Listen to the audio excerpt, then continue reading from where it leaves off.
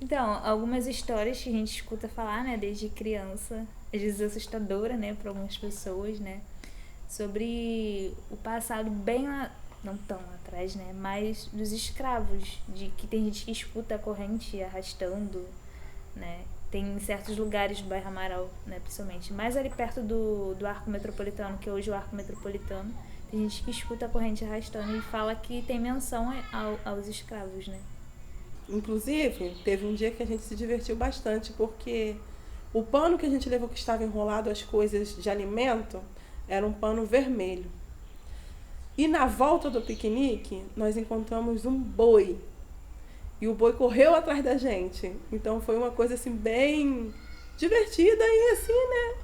Que as crianças curtiram bastante também. A coisa marcante aqui que aconteceu no nosso sarau, no Catano Conto, é que uma vez a gente estava fazendo um catando conto e um índio invadiu o sarau.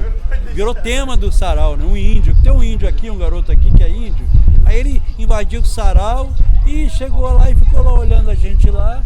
Aí o pessoal tinha que escolher um tema pro sarau. Aí o pessoal escolheu o índio que invadiu o sarau. É um tema desse que aconteceu, né? Agora, em questão de Nova Iguaçu, na vida literária, aconteceu uma coisa muito engraçada. É engraçada e séria, né? Porque em 83, eu estava na casa de um amigo meu que é jornalista, e isso é 80, e a gente estava conversando lá, uma galera conversando, aí daqui a pouco ele saiu de lá, a mãe dele, falou, aí Totó, aí, ó, você saiu no jornal. Eu falei, pô, saiu no jornal como, rapaz? Dizendo aí que você é o poeta detetive, né? Eu falei, que é isso, rapaz? É que na época, em 83, teve um incêndio criminoso na Fazenda São Bernardino, né? Aí, na Fazenda São Bernardino, aí aconteceu. Tem um jornalista, amigo meu, que ele chegou e fez uma matéria acusando o Ney Alberto de ser ter mandado queimar a Fazenda São Bernardino. Isso deu um problema. Aí o Ney Alberto fez uma matéria e me falando que era o poeta detetive, que o Davi, o cara que estava escrevendo a matéria, e o cara, aquilo deu um problema, para me resolver a minha situação, eu acusando um historiador, o historiador iguaçuano, dizendo que ele mandou, que ele foi um dos causadores da queima, né, da Fazenda São Bernardino. Até que um dia eu tive contato com ele, conversei com ele e expliquei a situação. Porque na época nem conhecia o Ney Alberto. Mas o cara botou uma matéria, aí eu encontrei uma vez, depois que eu acertei com ele, aí encontrei esse jornalista e falei, bicho, tu bota uma matéria falando isso, acusando o cara, tu não é. Totó, você não quer ficar famoso? Mas não quero ficar famoso não, né, cara? Aí eu ria pra caramba, porque, o cara quase, né, botou na capa. O Ney Alberto fez uma matéria, fez um artigo, né, me esculhambando lá no jornal, me esculhambou mesmo, cara. Até hoje eu tenho a matéria, me esculhambando. Quer dizer, aí são coisas engraçadas que tem na questão da literatura, né, que a gente encontra assim. História engraçada da biblioteca, na verdade, acabou se tornando uma história engraçada da rede. Mas da Biblioteca Comunitária Paulo Freire, mas do Acamp, na verdade, né? Que é uma atividade onde a gente reúne alguns leitores, né, jovens leitores de todas as bibliotecas, e a gente fica uns 2, 3 dias dentro dessa biblioteca acampando, né? A gente dorme, faz atividades, né, nesses 3 dias, enfim. E aí, numa das noites desse acampamento, a gente faz um sarau do terror, né? Com as crianças. A gente traz alguns contos de terror, umas histórias, enfim. E aí, é muito assim, muito forte, muito emblemático essa presença do Paulo Freire, né? Esse nome Paulo Freire dentro da biblioteca. E aí tem até um quadro, né, do desenho dele lá na biblioteca, e aí tem gente que fala, nossa, parece que ele tá olhando pra gente, não sei o quê. Então rola toda uma mística dentro da biblioteca por causa desse quadro. E aí todo barulhinho que era feito, né, durante a noite, a gente falava que era o Paulo Freire que vinha conversar com a gente e tudo mais, isso antes do acamp, né? Então já ficava essa história do Paulo Freire. E aí quando teve o acamp, aí eu falei, vou inventar uma história do Paulo Freire. Aí eu me juntei lá com outras mediadoras, eu sei que a gente começou a montar uma história, falar que o Paulo Freire, ele morava naquele terreno, né, onde é a Biblioteca Paulo Freire, na verdade, porque era um sítio ali, né, um terreno bem grande, assim.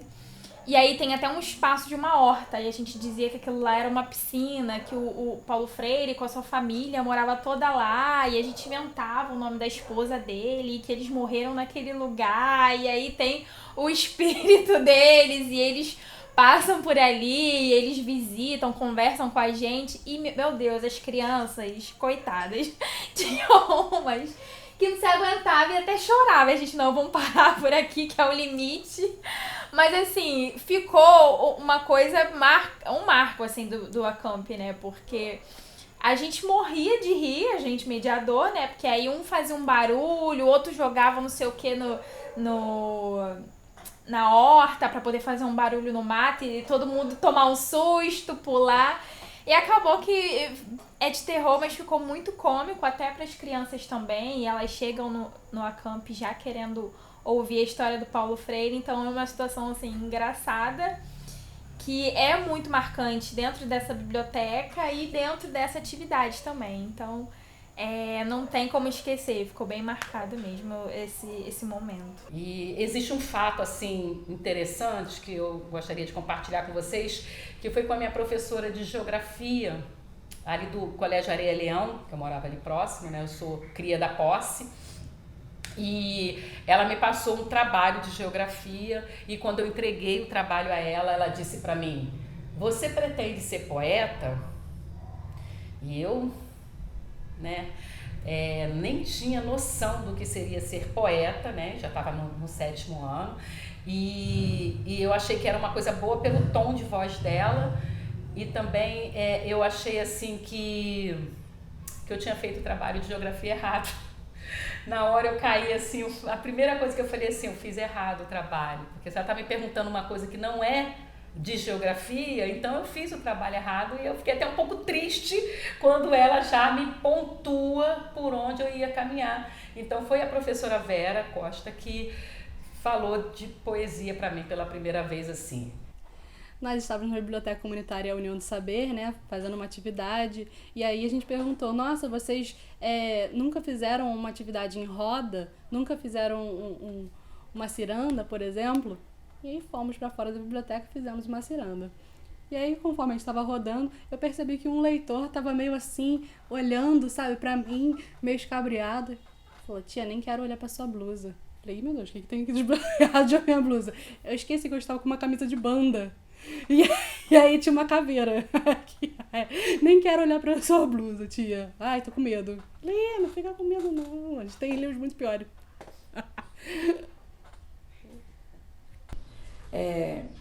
Eu fui convidada para encerrar um evento no Sesc, e tinha vários políticos no Sesc, no evento.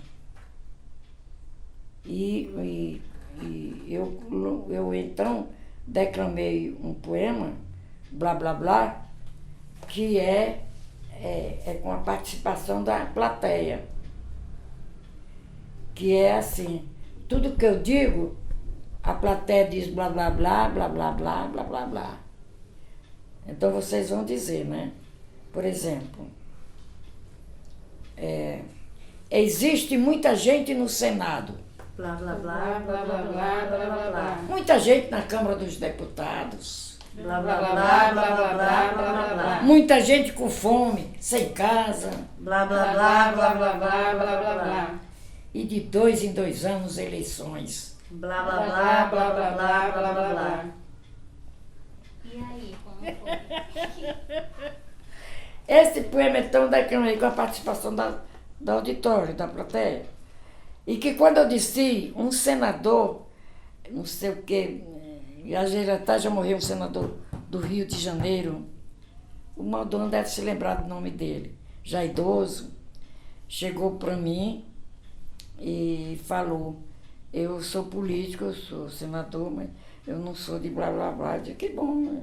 Que a carapuça não caiu no senhor, né? E um vereador, que foi o Ferreirinha, me procurou também, falou que não é blá blá blá. Eu disse, que bom que o senhor também não é blá blá blá. Marcou, né?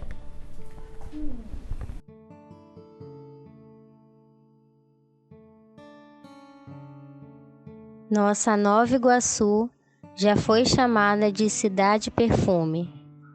Nossa Nova Iguaçu já teve bares lotados com cerveja, música e poesia. Inebriados, caminhamos trilhas e trilhos da cultura, levando na bagagem a história de 3 raças que formou na região toda a nossa estrutura. Vejo que a luta do nosso povo foi sempre de coragem e bravura e não desistir jamais. Nessa luta, lendo o berro, em busca de ser alguém, a gente também se cansa e de um bar vira refém. Aqui ninguém é de ferro só o trem.